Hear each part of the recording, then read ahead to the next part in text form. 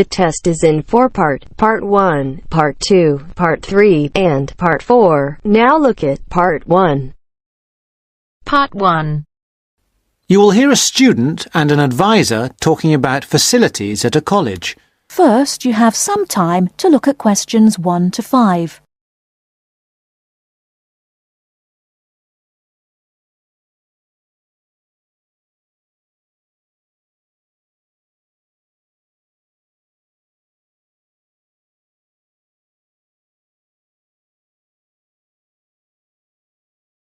Now we shall begin. You should answer the questions as you listen, because you will not hear the recording a second time. Listen carefully and answer questions 1 to 5. Hi, I wonder if you could help me. I'm starting a course at Glenfield in a few weeks. I was just a bit worried about what facilities there will be and what I'll have to do. I'm especially interested in health and welfare stuff. Certainly. We normally send out a copy of our leaflet, Staying Healthy at Glenfield. I'm not sure why you haven't had it. Well, could you answer a few questions for me? Firstly, I'm wondering about how I get a doctor when I arrive. Well, you can register with the University Health Centre on North Campus. And do I have to pay for that? Not to register, but if you have to get medicines, there's a prescription charge of £6.50. Okay. Well, I'm not planning to get ill. That's only going to arise if I have any problems. So, should I just go along when I arrive? That's what we recommend for peace of mind, but it's not compulsory, and if you don't live inside the catchment area, you can't in fact register there. Where do you live? Well, at the moment I'm staying at the Backpackers Hostel in Hill Street, but I will be moving from there shortly, somewhere nearer. Well, there's a map at the centre which shows you the area that the university practice can accept people from.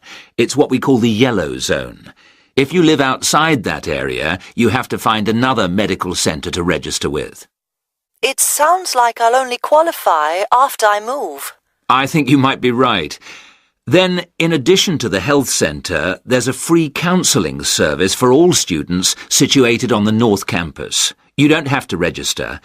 They also have drop-in sessions. I say it's free, but that's only for up to 8 sessions. Beyond that, they normally refer people elsewhere. Sounds serious. Well, it's not just for big problems. People go there for advice on housing, workload, whatever, really. They can even arrange financial help. Is it confidential? Absolutely. Then again, a lot of students prefer to phone the Nightline service, which is run from an office on the central campus. They don't really encourage people to drop in. I see. So it's basically a free phone line. The number, if you want to make a note, is 0900 762 5913. I'll say it again. 0900 762 5913. Fine. Well, I hope I won't need any of these. What I will want is access to some gym facilities. Right. Well, you'll find those on the South Campus in the Sports Centre. It's great, but it's not free. You have to present your student card and pay a fee of £22 to get a pass. But that will last you for the whole year. Before you hear the rest of the conversation, you have some time to look at questions 6 to 10.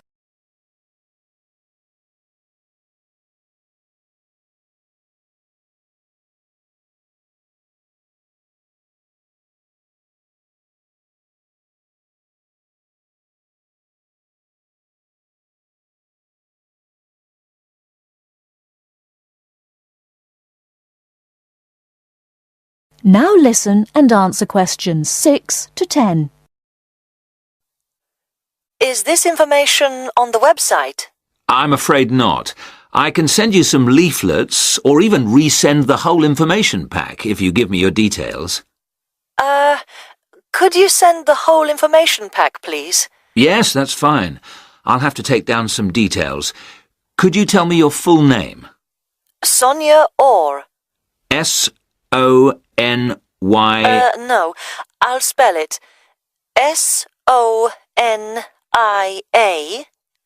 Then or is O-R-R. Or. OK. And you said you were on Hills Road? Yes, but don't send it there as I'm about to move. I'll give you my new address, which is 22 Winter Gardens. That's Glenfield. And the postcode? Oh, yeah. That's GF23 9BQ. Fine. Now, we're doing a bit of data collection about who uses our services at the moment. Can I just ask a few more questions? Yes, that's fine. OK. If you're an international student, what country are you from? I'm from Switzerland. And how old are you? I'm 24. And finally, which course are you enrolled on? Right. Well, that's a bit complicated, since I'm hoping to switch to economics and history. But at the moment... I'm down to do economics and sociology. It's a joint degree. OK, I'll put that. Great. Well, I'll pop the information pack in the post, and you should get it soon. That is the end of part 1. You now have half a minute to check your answers.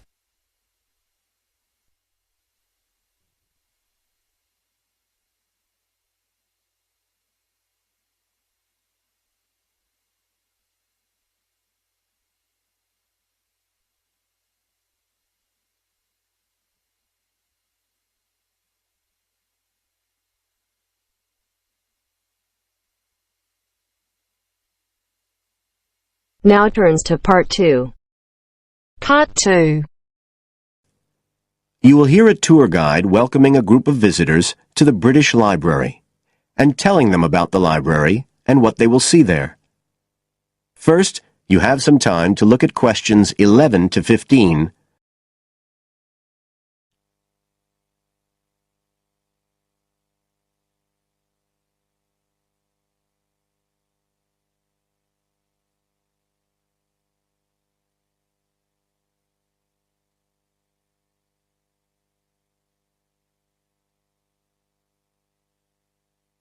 Now listen carefully and answer questions 11 to 15. Good afternoon, ladies and gentlemen, and welcome to your very own tour of the British Library on this lovely afternoon. My name is Tony Walters, and I'm your guide for today. Could I please see your tickets for the guided tour? I'd also like to remind you that any tickets bought today do not include a visit to the reading rooms.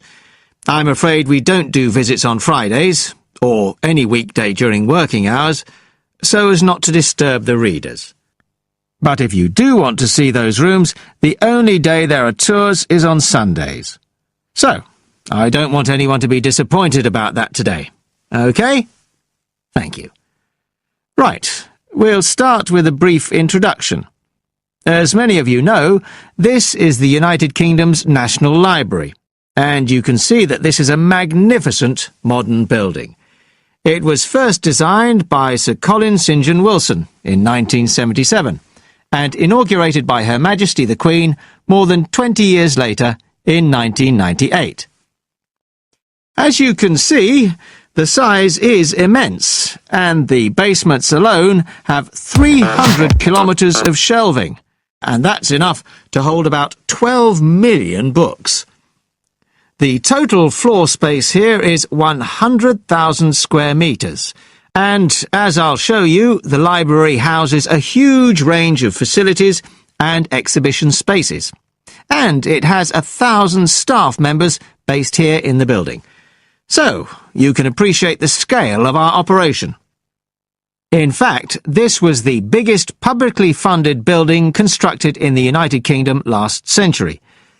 It is still funded by the government as a national institution, of course, and it houses one of the most important collections in the world. The different items come from every continent and span almost 3,000 years. The library isn't a public library, though. You can't just come in and join and borrow any of the books. Access to the collections is limited to those involved in carrying out research. So it's really a huge reference library for that purpose. and anyone who wants to consult any materials that are kept here can formally apply to use the library reading rooms. You now have some time to look at questions 16 to 20.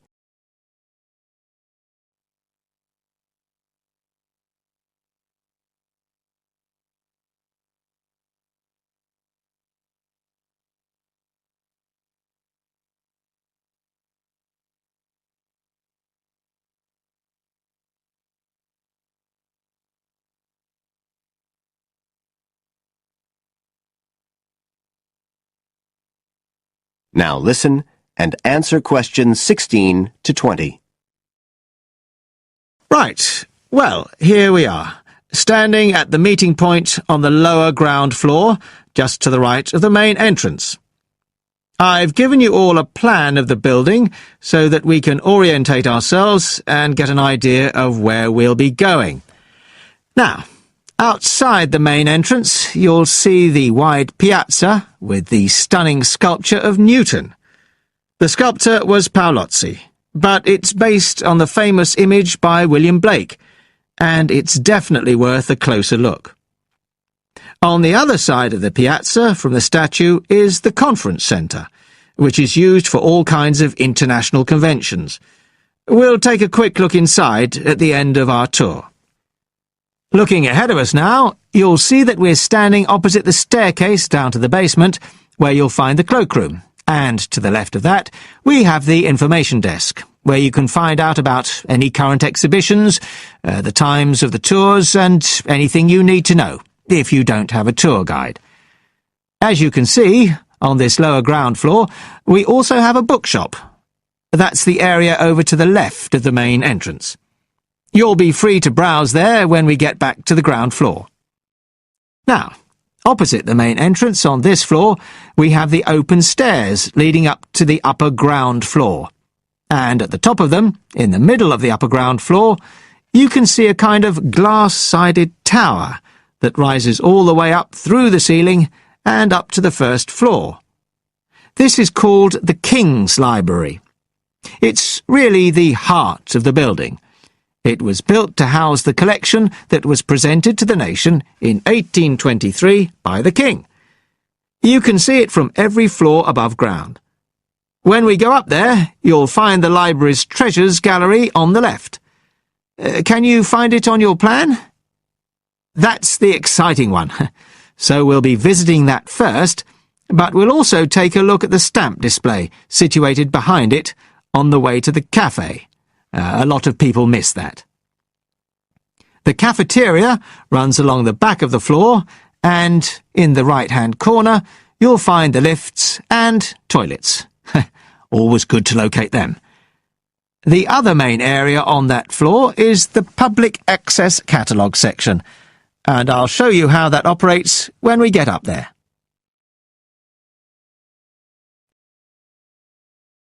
That is the end of part 2. You now have half a minute to check your answers.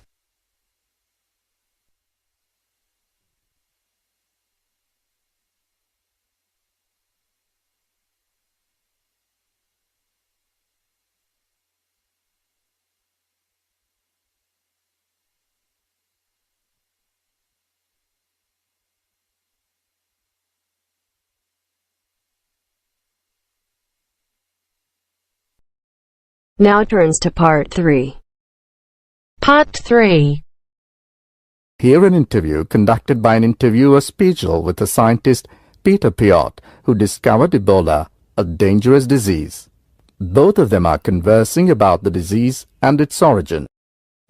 First, you have some time to look at questions 21 to 25.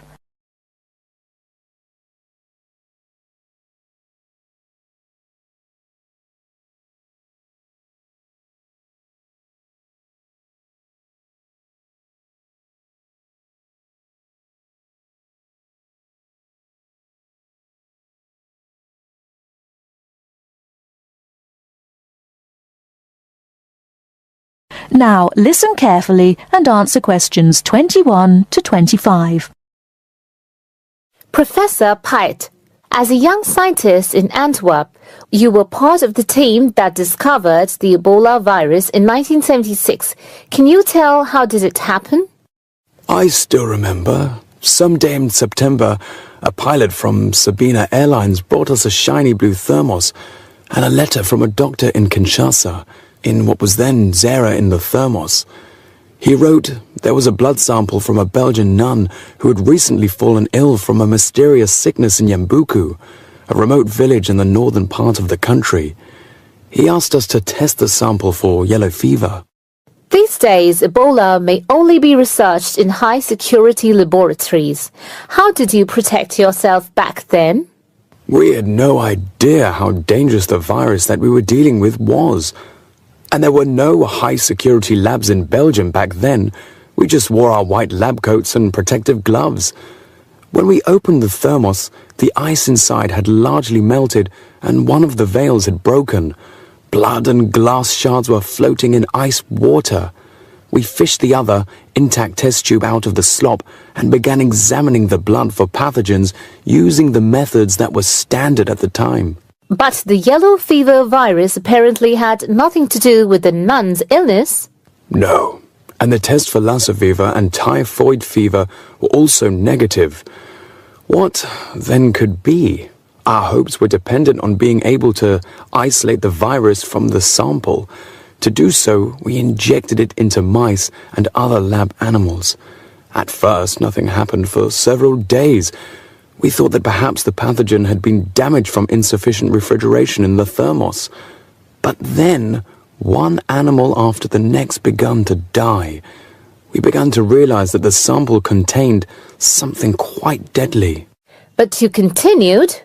Other samples from the nun who had just died arrived from Kinshasa. When we were just about able to begin examining the virus under the electron microscope, the World Health Organization entrusted us to send all of our samples to a high-security lab in England. But my boss at the time wanted to bring our work to a conclusion no matter what. He grabbed a vial containing virus material to examine it, but his hand was shaking and he dropped it on a colleague's foot. The vial shattered. My only thought was, oh shit! We immediately disinfected everything, and luckily our colleague was wearing thick leather shoes. Nothing happened to any of us. Before you hear the rest of the talk, you have some time to look at questions 26 to 30.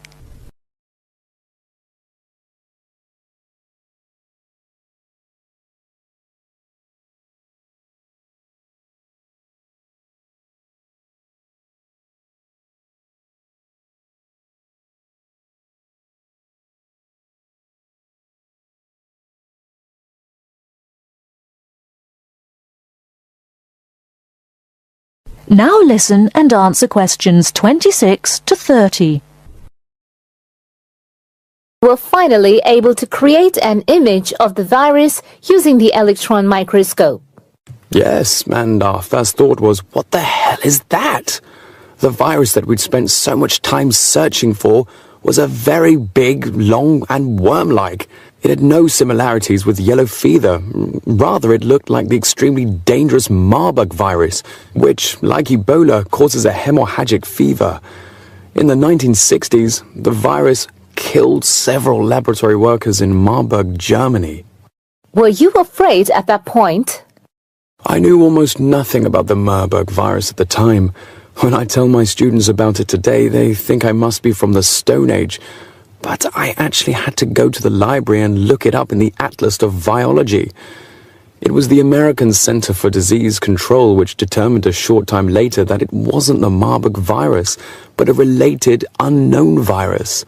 Hundreds of people had already succumbed to the virus in Yambuku and the area around it.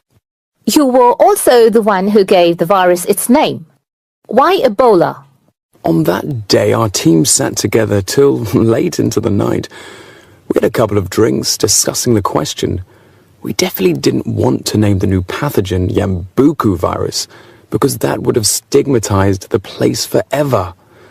There was a map hanging on the wall, and our American team leader suggested looking at the nearest river and giving the virus its name. It was the Ebola River. So by around 3 or 4 in the morning, we had found a name. But the map was small and inaccurate. We only learned later that the nearest river was actually a different one. But Ebola is a nice name, isn't it?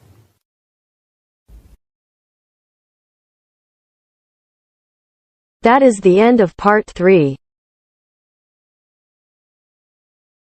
You now have half a minute to check your answers.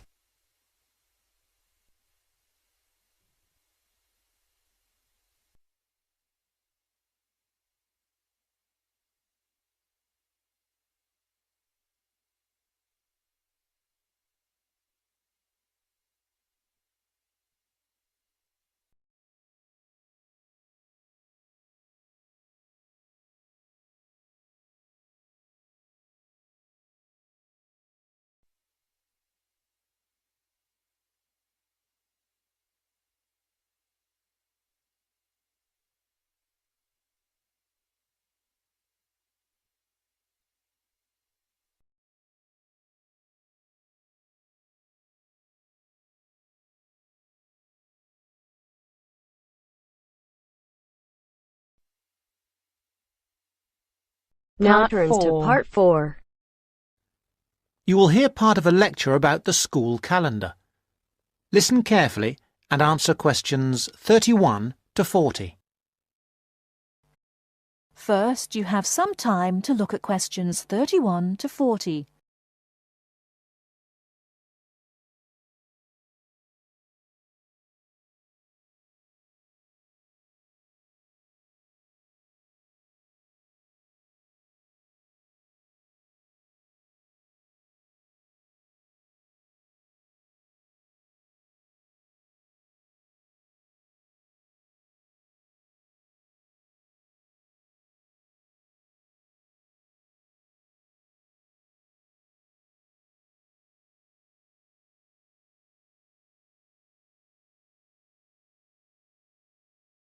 Now listen carefully and answer questions 31 to 40. So, having seen that the 6-term system has passed the test of cost-effectiveness, we can move on to the educational aspects of this arrangement. Firstly, all the terms would be approximately the same length. Instead of terms up to 13 weeks, which we have now, there could be a repeating pattern of 7 weeks of term time plus 2 weeks of vacation. This would be repeated 6 times per year. How does this affect the effectiveness of the educational provision? The most noticeable result would be that the very long summer holiday would be reduced in length. This byproduct of the 6-term system could be beneficial. There's plenty of evidence of huge learning loss by pupils during the summer holidays. By learning loss, we mean the amount that pupils forget or lose during a holiday break. Ashley carried out a number of analyses which showed this conclusively. He investigated 39 studies examining the effects of summer holidays on standardized test scores. His analyses indicated that summer learning loss equaled 2 weeks to 7 weeks of instruction. On average, children's test scores were 3 weeks lower than when they left school in the previous term. He also found differences in the learning loss effect according to subject. The subjects he analysed were reading, writing and maths, and he found that the effect was greatest in maths and reading. Furthermore, although all social groups experienced roughly similar learning loss in the field of maths, the studies found that disadvantaged children showed even greater losses in reading skills. So, the problem of learning loss in traditional schools is clear. However, the results of studies into the 6-term system and learning loss are ambiguous. Marchmont found that pupils in 6-term schools maintained their test scores after the shorter holiday period. This is certainly an improvement on the traditional system where, as we have seen, pupils perform worse after the summer break. Benson, however, found no differences between those in traditional schools and on the 6-term schedule. It would seem reasonable that if long holidays result in learning loss, then shorter holidays should result in less learning loss. So we await the outcome of further studies. Historically, of course, everyone knows the reason for our system of 3 terms per year. In days when agriculture was of much greater importance in our working lives, it was essential that the children helped with the harvest. Later on, this changed, and more people moved into the towns. But then there was a new problem. Before air conditioning, it was very impractical to try to teach children in the summer months. Nowadays, that's no longer a barrier. One way of providing something different is the summer school. Here, there is a completely different kind of educational provision. Cooper and others investigated 93 summer schools and the results they achieved. They all had a positive effect on learning.